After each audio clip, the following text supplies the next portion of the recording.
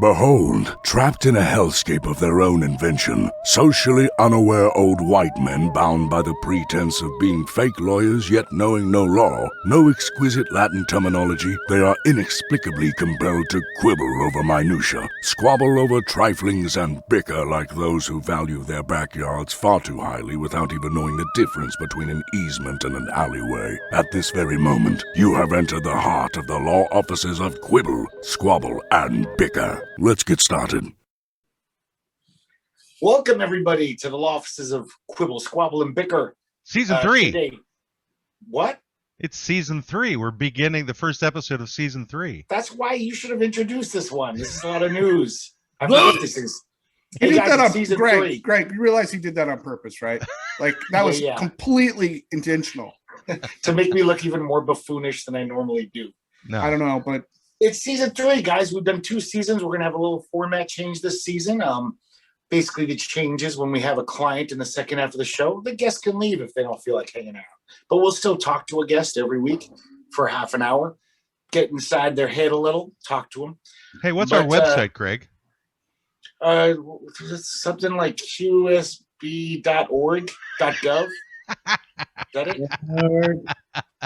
qsblaw.clownpenis.fart. USB on Friendster. Look us up on Friendster. MySpace.com. And download our videos illegally on Napster if you want. Okay, so that's the Law Offices. Matt will say it right now. What am I saying?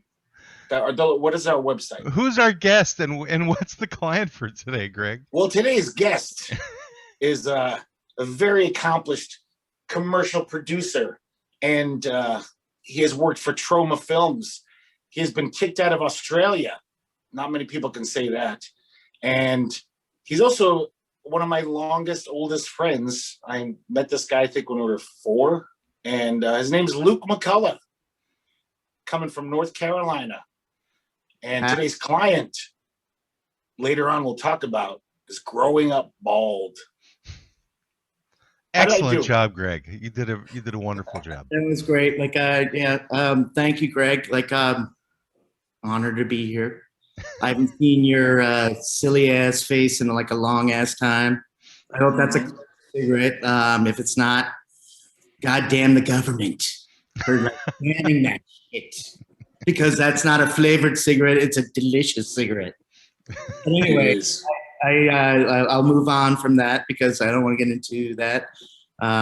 Greg and I have grown up together. He actually lived 2 houses up the hill. He was in his little fiefdom. I was like all the way down there in like the the bottom hill, looking up. And there's a couple stories that I do have of Greg Pettix that maybe a couple of you guys might want to know about. No, nobody really wants to know these stories. So I'm kidding. Feel free. Greg, I'm gonna jump around, but like one of my favorite stories about you was Greg got like a Huffy, BMX bike, and it had like the yellow spoked wheels. It's a Huffy BMX? Those seem to cancel each other out. Yeah, they pretty much do. Yeah, it's at the Walmart. We all did. That's how we grew up. It's like a BMQ bike or something. I called it my yellow jacket. It was black and yellow, and I called it yellow not jacket. Enough. It was like one of those. But Greg attempted. The real part was he was 17 at the time. No, he was a little bit older. No, I'm just kidding. It was last week. He attempted to jump a pothole, kind of missed it, sort of, and fell. And he laid on the ground for about 2 seconds. But when he woke up, he was like, Luke, I think I went back in time. Or I think I went in the future. And I think I went, I don't know where I was. And he had this weird concept of when he passed out or whatever happened to him, but it didn't make sense. You don't remember that? I do, and ever since then, whenever I touch someone's hand, I can read their mind. Like the dead zone. It was weird for a few years, at least, maybe. Dude, you were just when we were just what the fuck are you talking about? You were oh, I don't know what happened, man. Something just I was in the future, and then like I went to the past, and like what? And what age was this again that he was getting all philosophical? I don't know, 13 maybe. Yeah, it was also the first time I took LSD that day, so that was a factor. Well, Yeah, well, maybe something. You may have traveled forward in time. You took LSD at the age of 13? I'm kidding. I didn't know. I waited till 21. Yeah. So, Luke, we grew up together in Mahopac, New York. Do you want to talk about Mahopac? Well, I want to kind of find out what Luke does, actually, because I don't know if I can trust anything that you said. And so, Lukey's not very reliable either, believe me. About what he does. He likes to elaborate on these stories. Well, let's just say that he has a lot more interesting things behind him than you do. Oh, yes, he does. I work as a commercial film producer. Like, I do commercials. The last one I just did was like for New York, NYC Go, like, which is like telling people to come back to New York City. It's open again. And fucking like gave me a fever blisters on my lips because it was a fucking crazy commercial. But anyway, like, how do you get fever blisters from producing a commercial? Are you kidding me? Like 3 like different units going out and like filming all these different places and trying to capture it in 2 days. Like it just like fucking like it drove me crazy. That's all. So do you have your own production company or yeah, I'm a freelance person. Oh, I got it. Okay. So basically it's Luke McCullough Productions or something? No, it's not even that. It's like more like we're doing this commercial, like let's call up Luke. Hey Luke, are you available? Sure. Okay. Hired Gunn. So it's Luke and my hip pocket productions. Yeah, hopefully. I mean, like sometimes it's in the back pocket, but like hoping it's a hip usually. So how did you get to that stage? What led you into film production or commercial production? All right. I worked at the Guggenheim Museum. Just started off at like the age of 3 or something, or? No, pretty much like out of college. Okay. Went to Australia. Got kicked. Like I think I told Greg about that. Terrible story. Share that Not story. that terrible. Why'd you get kicked out of Australia, Luke? Well, first he was at the Guggenheim and wound up in Australia, so there's some missing information there. Timeline like this the wrong way. I was in Australia after college, and doing my thing, and I guess like Australia takes like the whole thing about like visas and renewing them pretty harshly back in the 90s at least. They don't even have a border wall. Oh, dude! Like they have like a water wall, so they don't need it. It's called the ocean. It's a little different from like and so I got arrested and brought in, and I had to answer questions, and basically was given 48 hours to get out of the fucking country, and got escorted onto the plane by like 2 officers who handed my passport as I boarded the plane. So everybody on the plane looked at me like, oh, is this like a drug dealer, or is this like serial killer? Like a terrorist, or like, are we good? So it's like Con Air. So did you just go to Australia on a lark? No, it was like well, kind of like a. No, it was on a plane. It wasn't a little birdie. No, Matt, you'll like Greg will appreciate this. The reason I went to Australia is because my favorite movie was Mad Max and like Road Warrior. Okay. Nobody ever went there, and like I didn't know anybody who went there. So like I was like, I have to go there and see that place. Did you do a tour of seeing all the scenes from the movie, like the certain hill?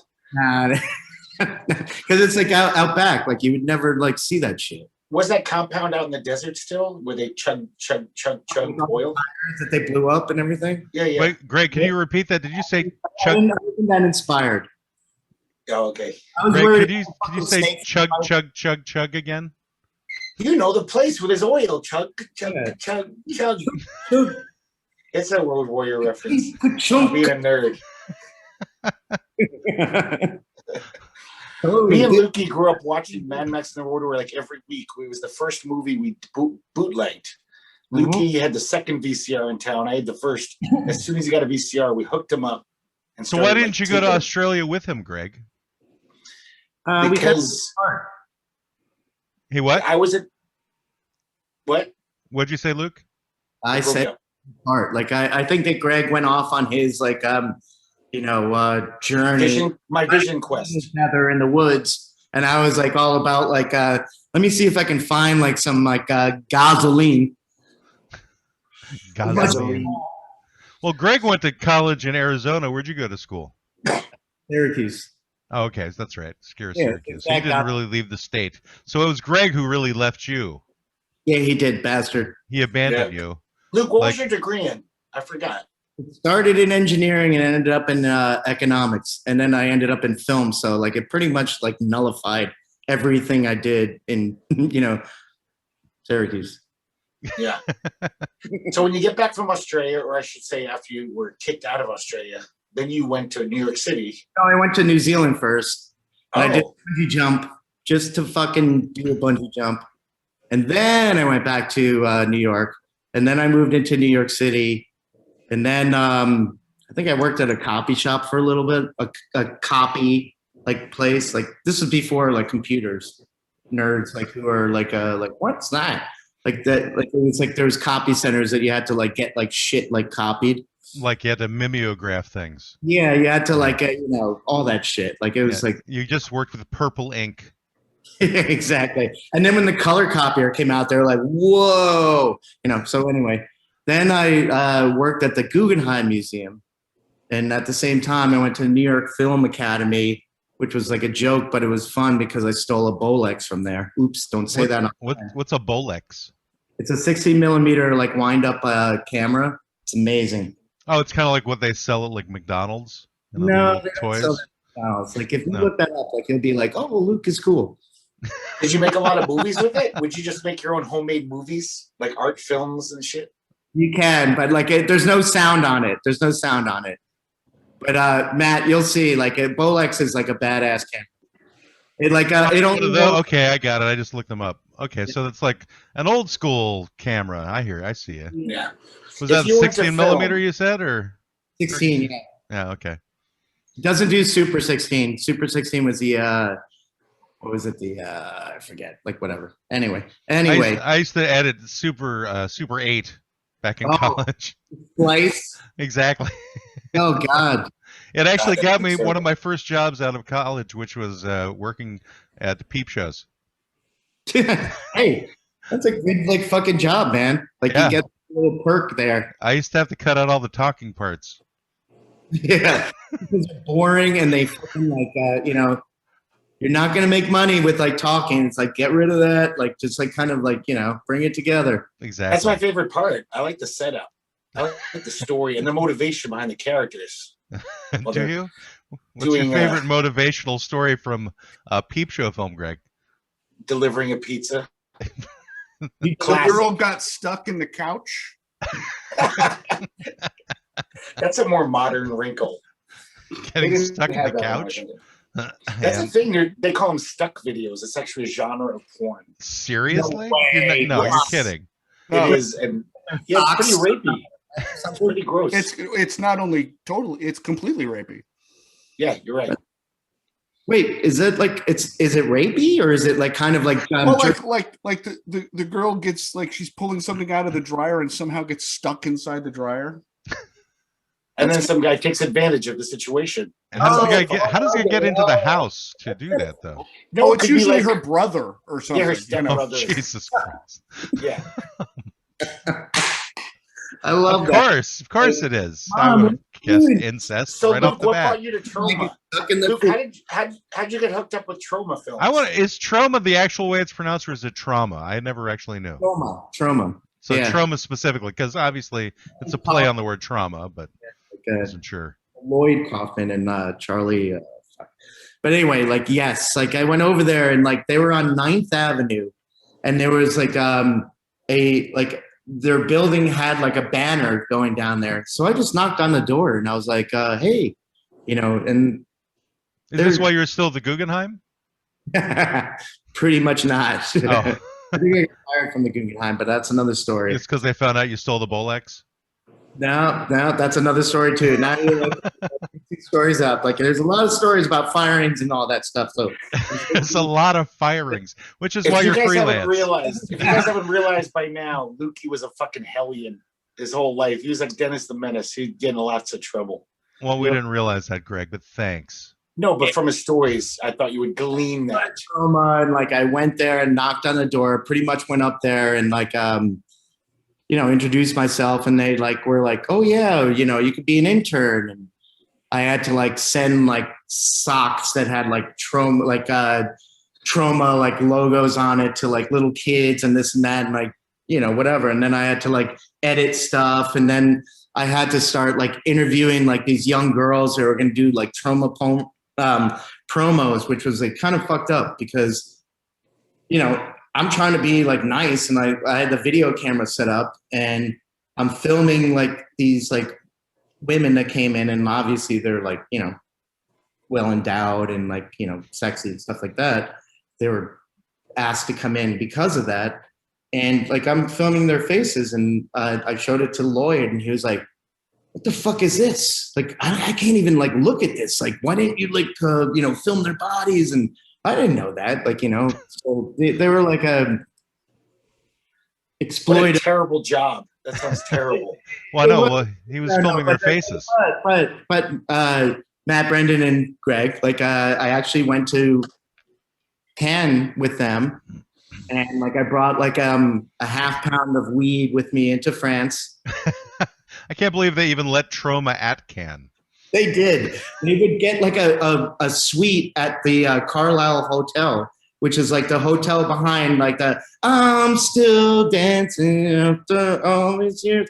The Elton John song, like I'm still standing. Oh yeah, still standing, right. Well, if like you see the background, that's the Carlton Hotel. Like that's like the big hotel on like the, like the Cannes, like whatever. The Riviera. Yeah, we were staying there, and geez, you're dragging me into this like fucking like rabbit hole where I'm gonna tell like stories that are fucked up. But like, I think that's what Greg wanted. You didn't commit any felonies actually while you're there, so it's not that bad. Yeah, maybe misdemeanors. There was like some. If it wasn't murder or rape, you're probably okay. It's been a long time. Yeah, none of that. Like, we're good with that, Brendan. Okay. Yeah, good. Greg, he wouldn't be involved with rape. He only videoed the women's faces for Troma. Yeah, I was like coerced. He didn't know any better. I didn't know any better. I was a young kid. I was taken advantage of. He was slave labor, is what he was. So continue with Khan. So what happened? The Wrath of Khan. The guy, like, there was like two people that came with us that had to wear like the Troma mask. There was like Toxic Avenger mask, and then like Tromie, which was like the mutant squirrel.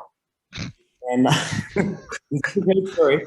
The guy who was the mutant squirrel, we went to a big party, and Will Smith was there. It was like Bad Boys was like the premiere, and like we went into that like party, and they infiltrated, and he like got fucked up, and like Greg, you thought I did this, but I didn't.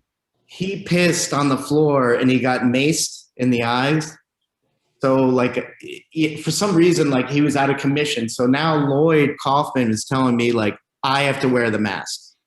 I'm like, I'm not wearing that fucking mask. I didn't think you have to wear that mask. And the thing was like disgusting. It had wires that stick into your head, all that, So I did it once. Like I walked down the Carlton, like hotel lobby, walked outside, and like when you walk outside of the Carlton Hotel during Cannes, all these photographers are there. They're waiting for everybody to show up. And like I show up in like a toxic mutant squirrel boy. Like taking pictures, and I'm like, what the fuck is this? Like this place is crazy. But my greatest like memory of that was like I also had to hand out like all these flyers, and I kept running into John Waters.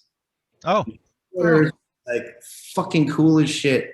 He was like, dude, I remember when I was doing the same thing for our movie, like when we had like whatever, like like polyester or something.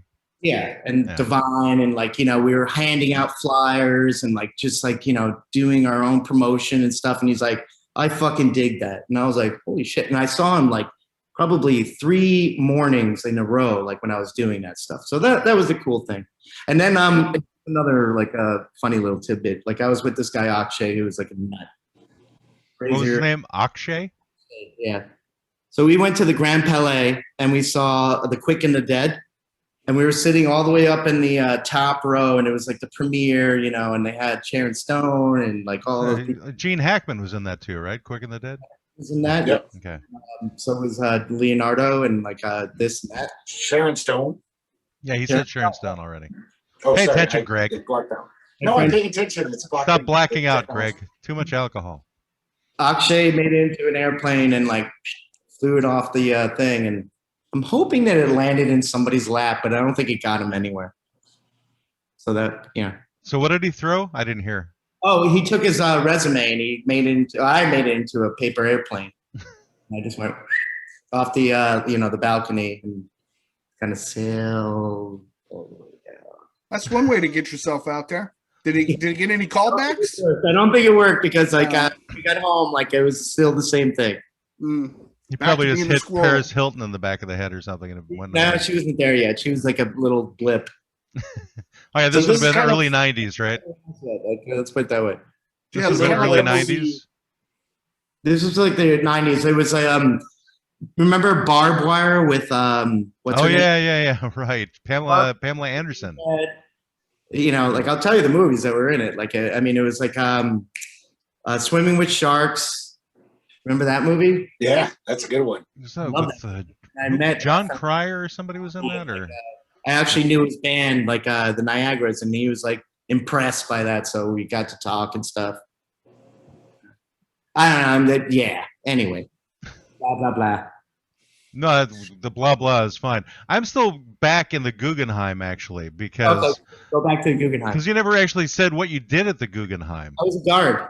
You're a guard at the Guggenheim. So, which major works of art did you take home with you?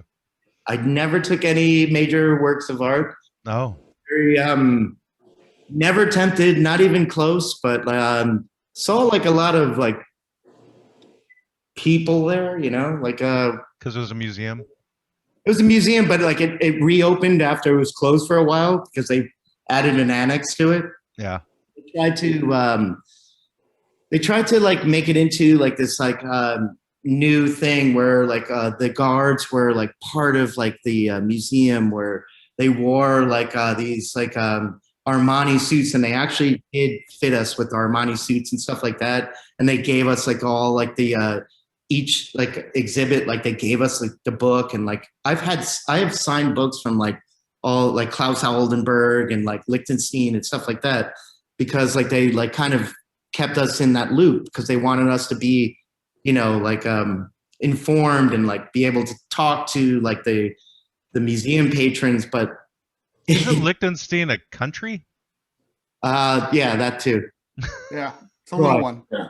Roy, you know, the Roy. Yeah, but anyway, like so you got the entire country to sign the Luke, book. I'm like, that's Luke, impressive. just in case Greg didn't want. This is Matt, and this is what Matt does. You can't stop. I ask questions. It is a nice little country. About this big. Fits right there in Europe. Like it's perfect. But if you add Roy to it, then you have pointillism. So like there you go. Pointillism? Pointillism, yeah. You know, Luke invited me once to meet him at the Guggenheim. He was working. So I said, I've never been to the Guggenheim. And I actually touched a Picasso when I was there. I don't know if I ever told you Touched it, and I didn't say get away. You weren't there, and nobody was around. It was a dick move because my oils are probably still burning a little hole in that painting or fucking it up. You know? Yeah, you probably just pissed off the entire Picasso family by admitting to that, Greg. Well, they're all dead, but I just thought it was just a shitty thing to do. They're all dead? But it was thrilling. Yeah, Picasso's, the line died out. They were exterminated. They were all murdered in the Great Guggenheim Fire of 1999. I thought it was which was actually a terrorist act of Lichtenstein, who was working on behalf of John country Waters. Lichtenstein, Brendan, let's get straight. The country Lichtenstein had like air to surface like rockets that they fired into the Guggenheim. They were little tiny ones though. Little tiny missiles. Pointillism. They got to the point. They hit the right paintings. Was Andy Warhol involved in this? Never. No, he's a pacifist. He's like Switzerland. With his soup cans. Which is just slightly larger than Lichtenstein. Yes. We're just going to tie it all together. All right. So, but you got fired from the guard job at the Guggenheim. Yeah. So Did you get fired from Troma? Was it because you stole the Armani suit I then? didn't get fired from Troma. No, I think I left on good terms in a way. Maybe. Kinda. It was a mess. It was a mess out there. I'm like sugarcoating a lot of this shit, but like yeah, it was a mess. You didn't want to be the squirrel thing anymore, and you're just like, I didn't want to do that. That's fine. This. That's fine. Go. So there's a movie called Can Man out there that like was filmed during like when I was out there. I forget, like it's the son of like some like famous actor. Like he did this stupid like fucking thing where he was like a delivery guy and then he became like, get it, con man. Like he starts off like as like a delivery person and then he like sells his story and becomes like a success story. It's like a piece of shit movie that I really can't find online, but like apparently it's out there, and like yeah, you'll see. If Is you it spelled C-A-N-N-E-S or C-O-N? It's it's a C-A-N-N-E-S. Got it. What a delicious pun. You find that, Matt? If you can find that, you're brilliant. And in the beginning, and it's with Lloyd, and you'll see me with a white T-shirt and like a fucking goatee and all that shit. I hope Lukey doesn't mind, but actually, I know the reason what happened to Troma. Well, there is a Wikipedia page about it. Okay.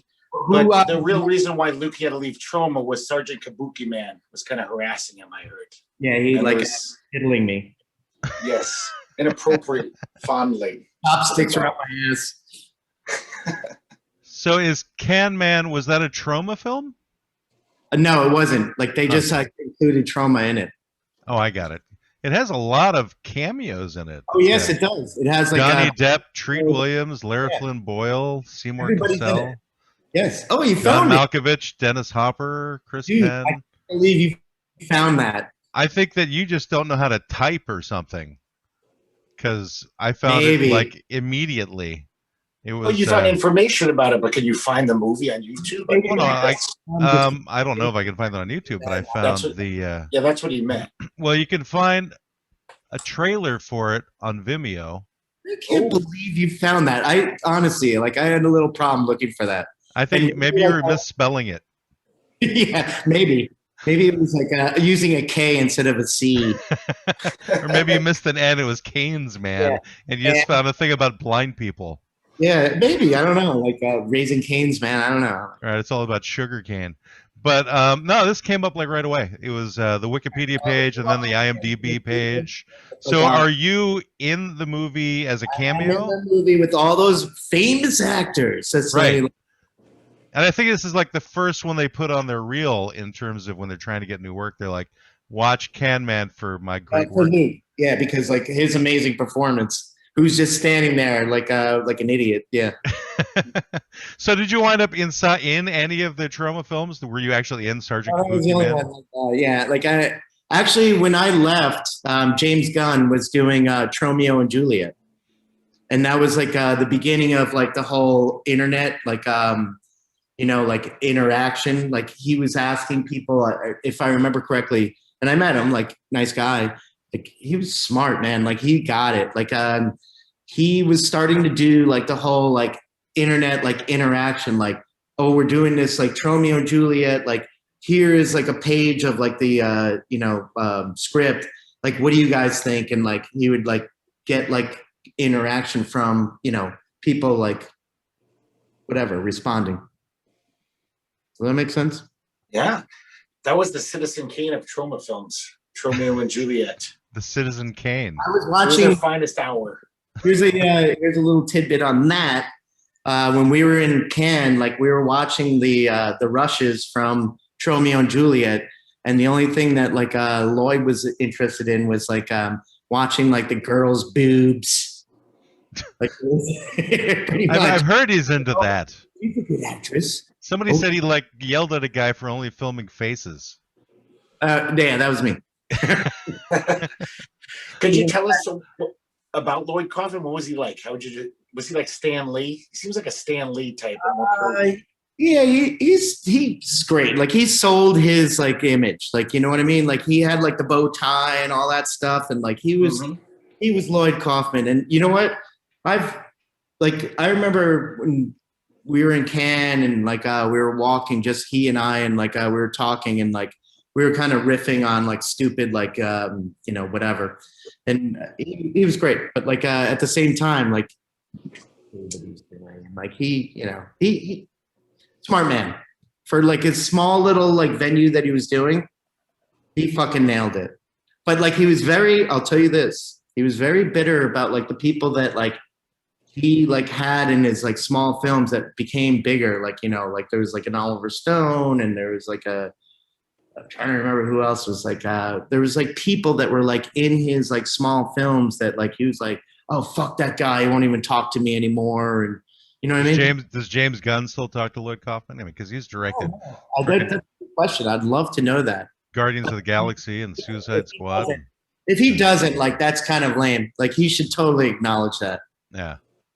Because like his first movie gave him like that big opportunity.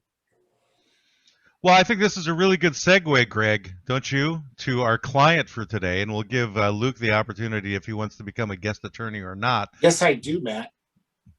Yes, you do. To which? I agree.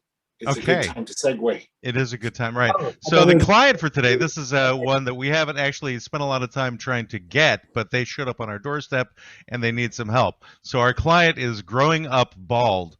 And essentially that just means that we're going to discuss how childhood shapes what occurred later in our lives, like if there's significant moments. And bald essentially means most of us were born without any hair. So I thought it was about leukemia, kids. It's a leukemia. Well, you shouldn't. You know, your friend's name is in that word, Greg. That wasn't very nice of you to say. What if he was a swimmer? It's not Luke McCullough. So they grow up bald, but that doesn't have anything to do with it. It's about the fact that if you're a kid, you start off bald. You start growing bald, and then eventually you get hair, unless you're one of those kids who has alopecia or something. So starting off bald. That's kind of wild, man. Like if I had alopecia, I'd be a swimmer. I'd be like, fuck, I'm gonna be a fucking swimmer. Like I wear a lot of hats. I wouldn't. I would be like, I'm gonna embrace this shit and I'm gonna be a swimmer. Okay. Well, I always threatened my hair that if I ever started like going majorly bald, that I would just shave it all off. And so my hair, I think, decided that it wasn't going to take the risk and decided to stay on my head. Yeah, you talk to your hair. This spot right back here. Yeah. Okay. It's like talking to plants, you know, like it'll just stay there and be like, oh yeah, okay, now you're talking to me, so I'm gonna stay. The oxygen's good for talk to my hair. Sometimes it's good to threaten plants. You just got to put them in their place. It's like teach them who's boss. You know? Right. So, Greg, with you and Luke growing up, I noticed you guys have a couple of similar qualities in terms of how you talk and your phrasing. And I'm wondering, was this a common thing to Mayo peck in terms of the way in which you talk? It's just East Coast. I think East Coast. Well, you know, it's easy to love East Coast, but freaking Maine is in the East Coast, Greg. But New York is East. Real. When people say East Coast, they mean New York. No, they don't. Yeah, they do. They don't. Greg is on. I mean, Brendan is on the East Coast. He's in Florida. I know. That's what I'm saying. When people That's say not East New York. Coast, they're not thinking of Alabama. You know, well, Alabama's not on the East Coast. Alabama's sorry, my geography is terrible. North Carolina is on the East Coast, but people, when they say he's kind of East Coast, they're not thinking of people from the South drinking mint juleps. Northeast. You say Northeast. And saying, I do declare. That's not East Coast. That's incorrect, Greg. That's just once again your own very myopic view of life. No, it's not myopic. That's what people mean. When no, it's very Coast, myopic, Greg. Only people like you from New York feel that way. You don't picture a Southern belle. New York is the center of the world, bastard. I mean, there's the Northeast, and then there's New England. So you would never say somebody from Boston is from the Northeast, although technically, geographically speaking, that is the Northeast, but that's not the Northeast, that's New England. And the Northeast is like Philly and New York and New Jersey. That's the Northeast. I mean, I'm just talking shit as a marketing guy, but that's how those right, but markets work. they're all East Coast, is my point. Sure, West Coast, you got East Coast. Because why? Because they're coastlines, Greg. That's where it comes from. It's an entire coast. Once again, you're missing the forest through the trees, Matt. East Coast. When people say that guy seems kind of East Coast, they're not thinking he's from North Carolina. They're saying, "Oh, he's a New York type, fast talker." You know. Yeah, there's a line called the Mason-Dixon line that sort of like contradicts like what you're saying. And there's like also a line like after like but the Mason-Dixon line's up in Pennsylvania anyway. But wherever it is, I don't give like it definitely like New York versus North Carolina, South Carolina, Georgia, or even Maine. Maine is like different too. Maine is like redneck. Maine is well, redneck? It's like what? I was born in the Mid-Atlantic, but it's considered the East Coast. Where is it? I was born in Maryland. Maryland is its own weird thing. Maryland is barely. Barely not southern, barely northeastern. Like a fucked up place. Yeah. Either way, I've been up and down that damn coast, and I know the it's a coast. problem is you're from Maryland and you have no identity. I have no identity because my dad growing was in the up Navy. in Maryland has affected you. I have no identity because my dad was in the Navy, which kind of gets us back to our client, really. It's like, so we're growing up. So, like, what are the significant things that change the course of your life to go to a certain directions? Like, for me, my basic choices were taken away in terms of where we lived, as most kids are, because our parents would take us to wherever they take us. So I think, Matt, as a military kid, whatever, did you have to like have your head shaved every time you went to a different military base? No, we never. Our heads never got shaved. He wasn't in the military. His dad. I know, but like, didn't they just sit there and go like, "Your kid has hair, get rid of it"? Yeah, not everybody was the Great Santini. No. No, my dad was Navy, not Marines. So yeah, it was different. And plus, he was an officer. Yeah, he was officer as well. Oh, he was an officer, so he was a pussy. Okay, I got it. I never got into a fight with him, but like a fist fight with him. So maybe he was. I have no idea. He never came across that way to me.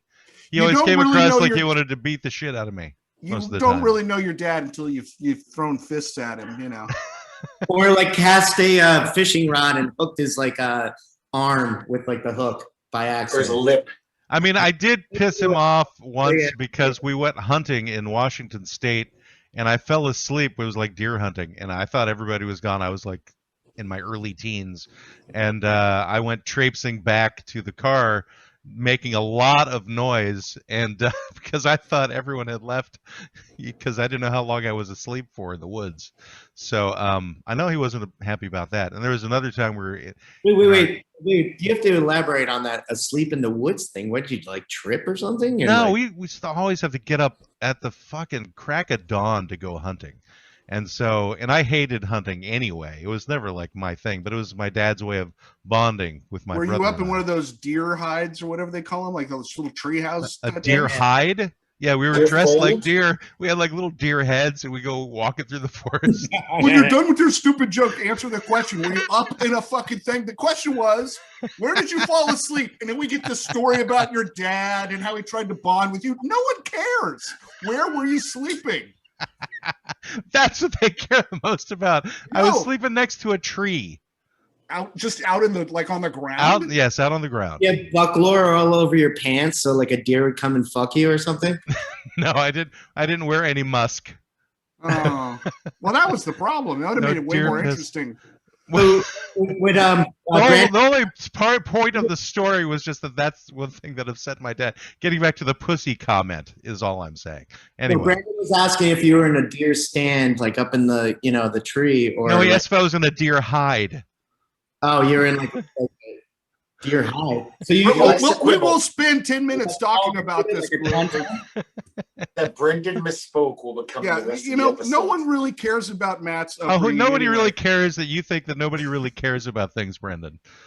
That's what nobody really cares about. Here we go. Is All that right. your lack of caring anybody really gives a shit about either. So anyway, the point being is what I Tell us find more about funny. your relationship with your dad. What I find funny is the concept of being in a deer hide, though, because that's the funny part that came out of this, and you're totally missing that particular visual. No, The deer and you crawled into it to stay warm. Right, and just like a banta from Empire Strikes Back. Yes.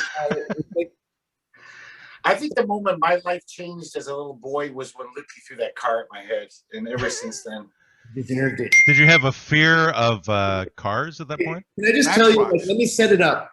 Okay. Greg was on top of the slide like this, and with his head, and like he just like put it like on the top of the slide, and I was on the bottom, and he rolled it like like gingerly down and went, and I was like, all right, Greg, here it comes, and it was like a car like this big, and I fucking shot it up, and he was like, I got it, and it like hit him right in the fucking head, and like broke open his eyebrow, and there's blood rushing down the slide. Oh yeah, I hear there's a lot of blood from that part of your head when it cuts open. And ever since then, I've always realized, no, I have to have first blood. Next time, I'm going to throw the car at Lukey's Did head you like first. rub foreheads next to each other after that so you could be blood brothers? Yeah, Did that's that it. thing happen? He didn't get cut. Or did he drink your blood, Greg, after that? Or? Mom got revenge with the the car. Well, the listeners don't know about that story because you told that story okay. before we started. So After I cut open Greg's head and he had to get like a couple stitches or whatever it was, his mom was like, I'm going to drive them to nursery school. I was like, oh, okay. Is that how she talked? She does. It's very dead on. Perfect. Yeah. So for some reason, she flattened out all the seats in the back of the station wagon, except for like the seat where Greg was sitting. He was in a baby seat, all strapped in like a fucking rocket. He still drives like that. No. I never had a baby seat. Or whatever. It was like cross, like whatever. Like he was strapped in. Like like he was basically like testing like Mach 4. Whatever, like that. She put me in the back, all the way in the back. She's like, "Oh, sit all the way in the back." And she gave me a stuffed animal. And then we were driving down like the street, and there was a hill, and she jammed on the brakes. She's like, "Oh my God!" And I slid and hit like the back of the seat and smashed my nose, blood everywhere. Turned around, she's like, "Oh, I'm sorry." But you've got a stuffed animal at least to keep you company. That's called justice, Luke. That's called justice. It's called child abuse, Greg, is what that's called. This is the mother you grew up with? What did she do to you? She was looking out for me. She never did abuse me. This is a kid who's like 6 or 7 years old. You were going He to asked for preschool for crying out loud. Why didn't you just punch him in the face? That would have been more honest. He deserved it. Lukey did a lot of shitty things when he was little. He had it coming. That's all I'm saying. Oh, So this is like part of a long line of things you're saying, Greg. I knew it was real. I knew it was real. So is this part of your formative years, Greg? Is this like a moment that changed you forever? Is this what led you to working at Powell's bookstore? No, it made me never get a driver's license. Cars, I had a phobia about cars, even little ones, tiny ones and big ones. About tiny cars. They hurt you. Cars can kill and hurt you. So, do you run from Matchbox cars? Is that what? I don't run, but it does trigger me. If I see a Matchbox car, I get a little. Get a headache? Matchbox wire hangers. Yeah, my scar itches a little. Even it's weird. I have a phantom pain. I think it means you're just near Voldemort. Yeah, the little. So Greg was Harry Potter all along. I just got that reference. Harry Potter. You have to talk about Milligan because that's a pretty good story. All right, so is Milligan a child? It's a dog. He was a grown man. Mr. Milligan. I don't even Mr. know. Milligan. Tom Milligan? Is that his name? We called him Mr. Milligan. Yeah. He was the guy. Did he have an island? No, he lived in Gilligan, and he wasn't but, a man. I'm sorry, Lukey. You tell the story. Sorry.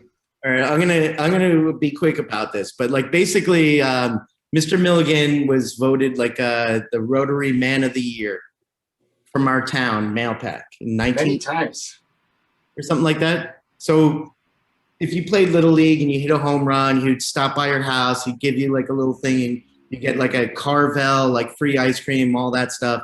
But then like he found out that Greg and I don't know how he found that out, that like we were into like horror movies. He would like come by and you'd be like, hey, Luke, Greg, like I got, and I don't want to be mean or anything. Like he had a go ahead, be mean.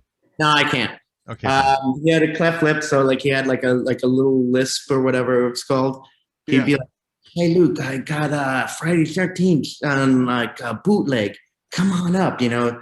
So Greg and I would go there and we'd go to his house and we'd watch like Friday 13th. This is a very special episode of Greg and Luke. We watched Andy Warhol's Dracula. You showed us. Wait, how old were you guys at the time? 14. We're like 14, maybe. Yeah.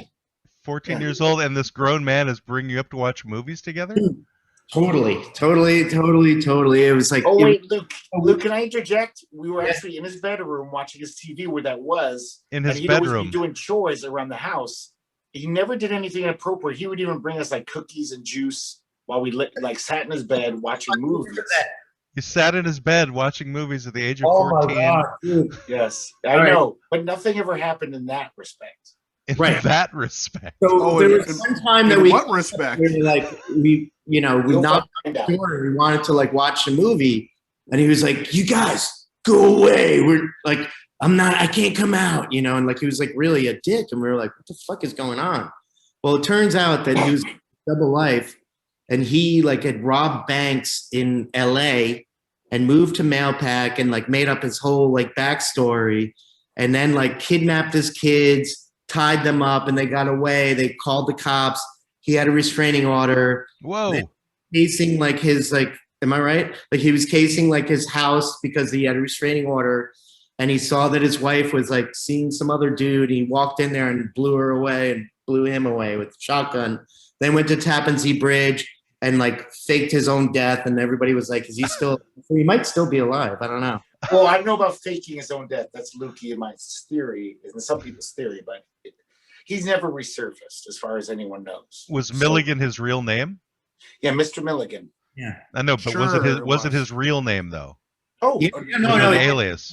I don't know. I mean, like if you look up Milligan Mailpack, like it'll come up and like you'll see the whole story. This seems like a movie you guys should write together. I don't know, man. We could. Creepy. But, you know what's the weird capper of this story? I was in a punk band at the time in high school, and we actually wrote a song called Milligan Killigan. And we played it at the school gym at a battle of the bands. His daughter went to that school. His son, she was like a cheerleader. He was a jock. Everyone knew them. Everyone knew about this tragedy. And we thought it was in good taste about a year later to write a song. Luckily, it was punk rock, so I don't even know if they knew what we were singing because it was fast, hardcore. We were going, Milligan, Killigan, Milligan, Killigan. Nobody gave a shit about it, which is so hard to believe. Like now you would have been ejected from like the world. Your Facebook would be canceled. Oh my God. I would have been so canceled today. All right, so there must be a real name because he's got kids who are probably going by that name still. Yes, that's true. Yep. But more than likely, he's probably not alive now. I mean, well, I guess he could be. He'd be in his late 80s or something, right? Back for all of us, man. So he had kids, his own kids at the house when you guys were watching these movies, though. No, they always seem to be because they were the son was a jock and the daughter was a cheerleader, so they were always at cheerleader or football practice. It's so weird. Like he just like let us like come over and because he knew that like we liked like horror and crazy movies and stuff like that, and he was like, "You got this like new movie, and it's like you guys have to come over," and it's like, all right, well, if you don't mind me correcting you, I think this story went a little differently, at least in my shitty memory, is I don't think he knew we liked horror movies. You once had the chutzpah to just be like, he's got the first VCR in like New York State because he was a criminal. So we had those early VCRs where no one had a VCR. Did you know he was a criminal at the time, Greg? No, not at all. Okay. He was an outstanding citizen. Like Fagin, like hired like all these young kids to like rob our neighborhood. They stole our VCR, his gang. Our VCR was stolen. We realized, oh yeah, that was his little gang of Oliver kids. So it's strange that he didn't recruit you guys to join in these. Maybe he was trying, but like we were too stupid. We were like horror movies. We were just like, no, man, this is cool. We love like fucking Friday the 13th, and you know. But I remember Lukey having the chutzpah when we heard that he had the first VCR, and nobody had a VCR at this point anywhere. And you said, let's just knock at his door and see if we can watch a movie. And he was just like, sure, boys, come on in. Yeah. That's how I remember it. You have his accent much differently than Luke does. He'd be like, hey, boys. I don't want to do it. Like, it's terrible. And it'll draw like scorn. Oh, yeah, scorn. Are you unfamiliar with the title of this podcast?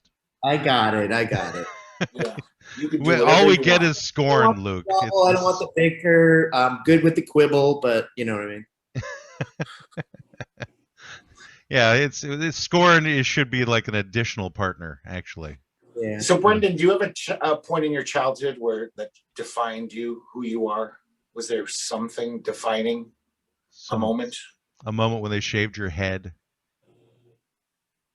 I think probably my mom and dad's divorce was probably a big deal because I went from, living in a normal place to living kind of in the ghetto by myself with my mom, who didn't have really good jobs. So that sort of set me on a very different trajectory. Whereas one place I was middle class, kid. Next thing I know, I was living in the ghetto. So I guess. So did you notice like a happiness change or something, or just an uncomfortableness creep in? Open up a fire hydrant and like play in the water. Yeah. It wasn't that kind of cool New York City ghetto. This was Albuquerque, New Mexico, which was like Barrio, Breaking Bad kind of bad news. Happiness? No, I think it was just more of like, because I was so little, it was just suddenly like there was nothing, and then it was just, third world. So it was an absence of something. Yeah. And then you watch TV and you go, oh, look at this. Look at these people. That seems like a nice way to go. But they're spoons. He's got a chain going through his like fucking room. But I never had a Mr. Milligan. That's super awesome. I mean, I almost had a Milligan in a high school type of guy. He had a mulligan. So I was in the Philippines going to Department of Defense school, and so basically the people that we consorted with were guys in the military. So there was this one guy who was, I don't know who he was associated with. He was a Navy sailor, and he would invite high school kids over to his place to like watch stuff. And he also apparently was teaching kids how to do hypnotism. And which at the time was like an interesting thing. And so there would be a bunch of us who would go to this sailor's house. What's that? I'll show you how to pass out. Let me Right. And so, I mean, at one point we even invited the guy to our house for dinner. But anyway, fast forward a couple of months, there's the story about how he's being kicked out of the Navy because of inappropriate things he was doing. And before that, I even knew about that. My parents were going, "You're not allowed to see this guy anymore." I'm like, "Oh, what's going on?" And then it became a joke at the high school where it's like, "Oh, well, you wanted him to hypnotize you, so what was he doing with you guys?" And then we all forgot about him. But he had a wife too, and one thing I remember about the wife is she had this major tick in her eye, so she would always like be kind of blinking the one eye. So I'm wondering if there was some weird association with that. But anyway, so that was the closest I had to a Mr. Milligan. It didn't he hypnotize you? Would he hypnotize you? It's hipponize. Yeah, right. Would he hypnotize you into thinking you were a socket and he was a plug? Things like that? No, I never got hypnotized by him. But I do remember being in another room where somebody would go back into the bedroom. Your dog bone, and like he was like the dog, and like you had to feed him. For a second, I thought Greg was saying he was hypnotizing you into being a sock, and that he was the foot or something. I think that's where I thought it was going. Oh, that's a real bad analogy. Yeah, like a cum sock, or I don't know. Oh, so you and Greg have that same memory of a sock and what you do with socks. I never had that particular part as a form of sock. I use tissue, man. Like, why bother? Like, why fuck up a sock? Greg, explain that, will you? Because it's there. I use a dirty socks, so it was going to get washed anyway. You use dirty socks? It's not like extra laundry. It's not a matter of the laundry. It's a matter of what your what's the dirt on the sock that you're then jizz all over it. I don't know where the dirt is. It's got jizz all over throw away. You just kind of forget about. Like you're like, all right. Did you use the sock as like target? You turn it inside out. You don't do the dirty outside part. Oh, Yeah. okay, that makes sense. And well, then after you use the sock, then your foot slips in a lot more smoothly, doesn't it? If you wear it again without washing it. Yeah, which is not ever a good idea. No, it might get stuck to your foot. In summertime, it keeps it I cooler. think it keeps the mosquitoes away, though. I have several hanging in my bedroom, just like fly paper. Keeps the mosquitoes away.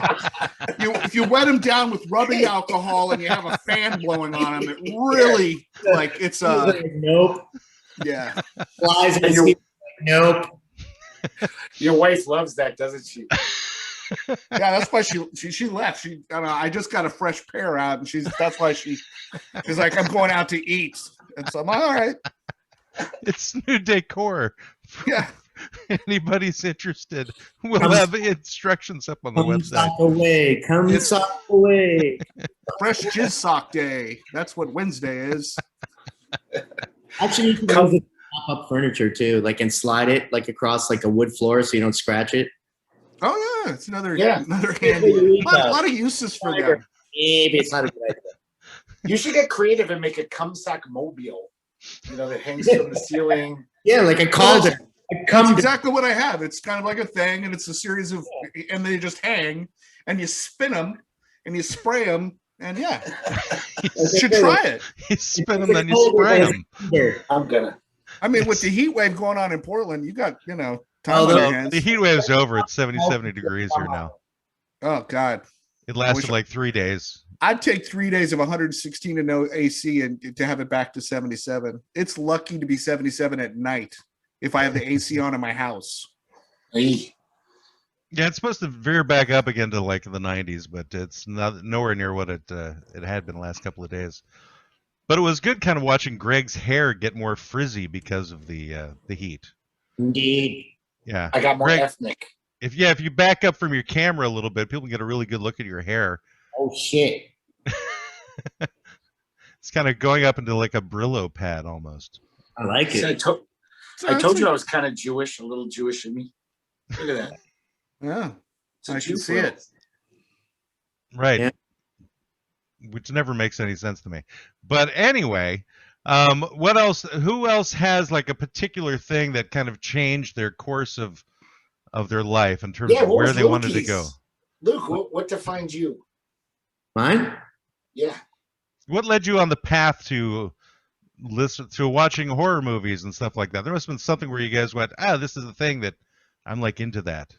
All right. Well, I went to a gun show down here, and I bought an SKS, and a friend of mine was like, let's go to this like restaurant and like get something to eat. And it was like a buffet. I went to the buffet and it had like green, weird, like mussels. And like, it was like a mixture of like, like Chinese and like Spanish food and stuff like that. Don't eat green mussels, man. That's bad. Green mussels are good if they're from New Zealand, Oh, okay. Got it. So I was the one who was driving, and like, I ate the food, and immediately, like when we got in the car, like I felt like this is a problem. So I had to drop off one guy over here. I had to drop this guy over there. By the time I got back to my house, and I'm going to like, speed this up. I had to shit so bad that like I literally walked in the house and I threw down like a weapon in front of my wife and ran into the bathroom and pulled down my pants and shit in my pants. So there's that. So this was a karma. What did that do for the rest of your life? It made me think that like I'll never go to a buffet again, especially after a gun show. So you had your defining moment in your like 40s, 50s. Oh, it was totally defining, man. Like it was like so embarrassing. Like it was like there's a gun lying in the kitchen, and like I ran into the bathroom and I shit my pants and I shit in the pants, and I'm calling my wife to bring down more pants. And who's the shit ass now, Luke? Who's the shit ass now? Wait, this sounds like there's a story right there, Greg. Luke used to call me shit ass once because I went to the school toilet and there wasn't toilet paper. After I shat, I realized, oh shit, there's no toilet paper. So I pulled up my pants very carefully and walked all the way across the school as like little steps. And I made it to the other bathroom. And I made the mistake of telling this fucker about the story. And for 4 years after that, maybe longer, I was called shit ass. Even though none of it leaked in my underwear. I realized successfully. Empathy. I empathize with them. You did not. You mocked me. No, he empathizes now after he did it to himself. You empathize now. Okay. And I understand the importance of understanding when you have an accident, there's nothing you can do. You're at God's mercy. If you want to Luke, at least you made it home. You know? So you made it home, you made it to the bathroom, and you still did it in your pants. I pulled them down, and I still shit my pants. But you were at home. Imagine doing that in a car on the freeway. I would pull over, and I would shit in the woods before I would happen.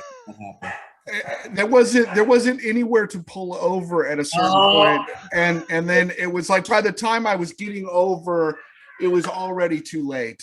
Oh God, that's brutal. What happened? You have to backstory that.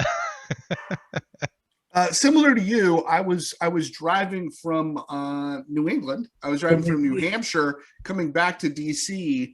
And I was on some fucked up road in Connecticut. And if you've ever driven in Connecticut, it's fucked because it's just long lines of road. There's never any of those nice rest stop or gas station, just road. And then if you pull off, oftentimes you're dumped into somebody's some fucking suburban neighborhood and you're just driving around. So that was me. And I had some bad seafood. I don't know what it was. Something. Come on, man. You got to remember. I can tell you. I think it was clams because it was up there.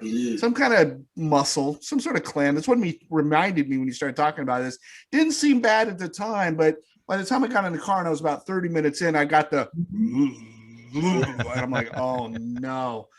But now I'm in Connecticut and I'm like, oh no, now I'm in Connecticut, which is the worst. And this is why I hate Connecticut. I'll never go there. Definitely a formative moment for no longer going to Connecticut. Yeah, somebody says, "Oh, I'm from Connecticut." I'm like, "Fuck you! I hate you!" And everything you stand shit for. My pants, Connecticut is what they call it. You made me shit.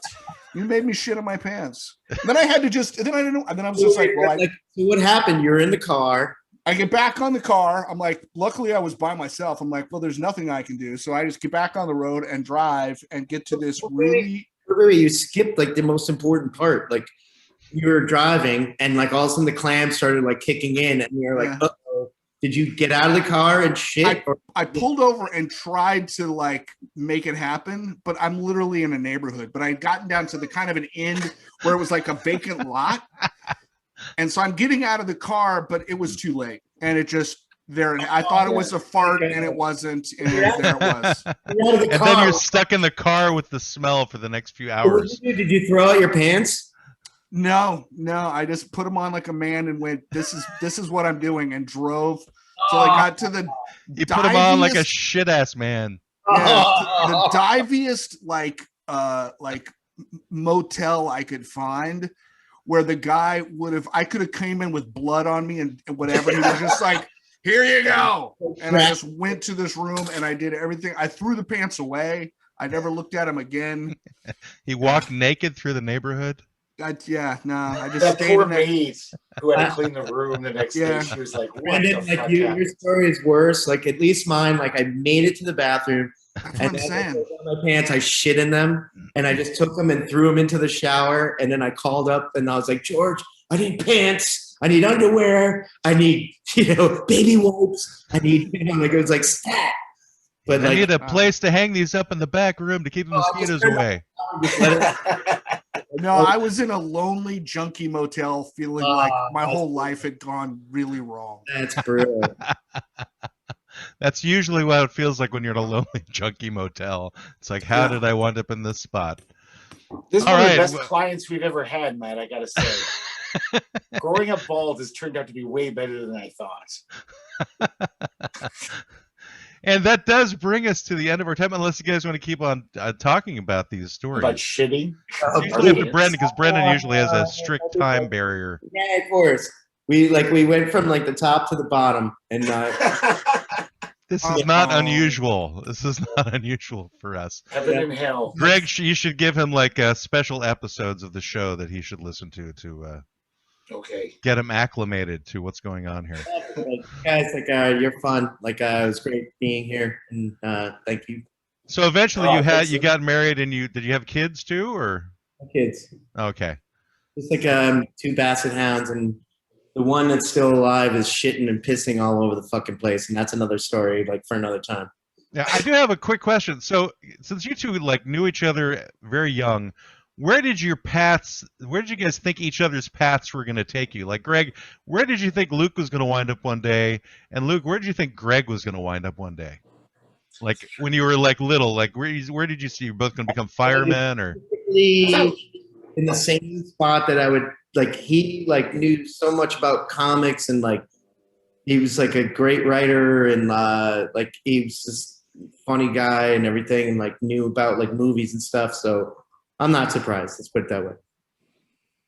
What, not surprised about a total loser who does none of those things? I think that you're a cultivator. I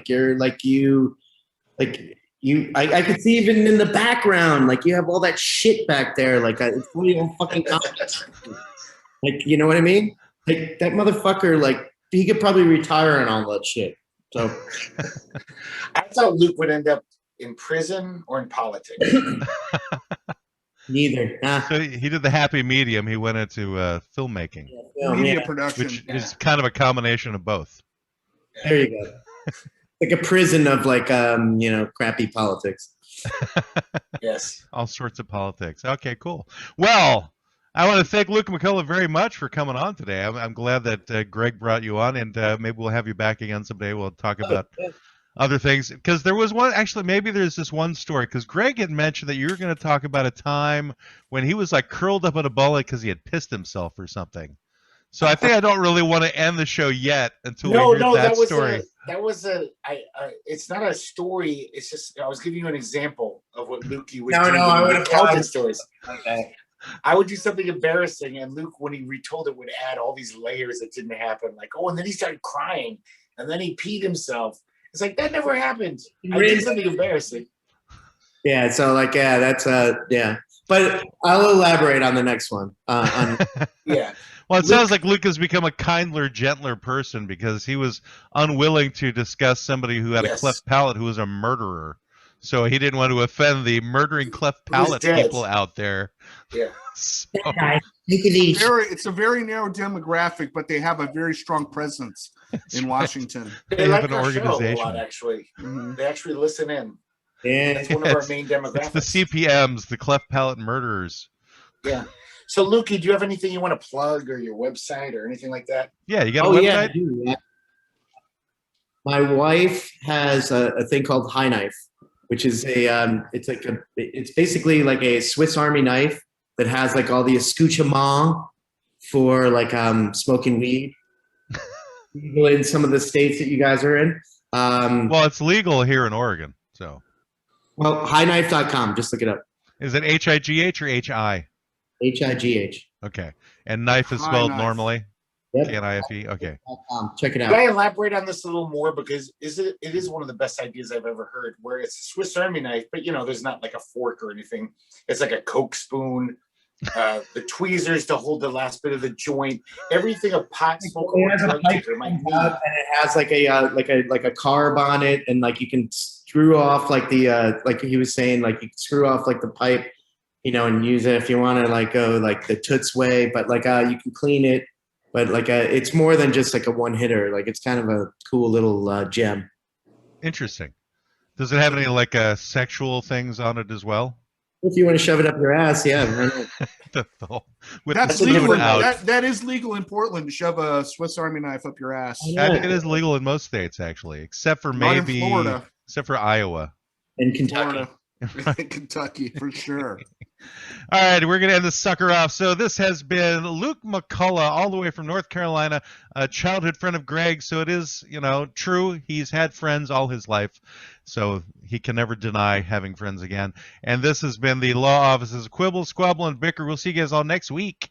Your consultation with the Law Offices of Quibble, Squabble, and Bicker has ended. You may pay your retainer at www.qsblaw.org. Please exit to the right of the water cooler and grab a candy from the front desk. We hope to see you again soon, but you need to leave now. I said leave. Why don't they ever listen? Get out! Get out!